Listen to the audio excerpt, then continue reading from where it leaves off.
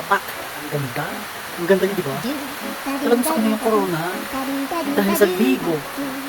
Nasa 1,600 plus lang naman yung kanyang na biktima at natikmo. Yung take nung ang pogi pa nila. So, mga nakapanood ng video niya, wala akong masabi eh. Hirap na lang tayo. Ang galing niya. Ang galing niya, pero sa totoo lang, nakakaawa din yung mga nakatalik niya kasi hindi nila alam, meron pala siyang hiding camera, yes, o meron siya nakatagong camera. Kasi kung makikita niyo dyan guys, ngayon sa mga picture, yung ibang mga picture niya, tingnan niyo, parang ito na po yung nasa taas, parang kaya niya tayo makahalata sa kanya. Pero karamihan kasi sa mga naging customer niya, karamihan kasi hindi nila alam, nasa si Red Uncle is ay isang lalaki. Alam kasi nila ay babae.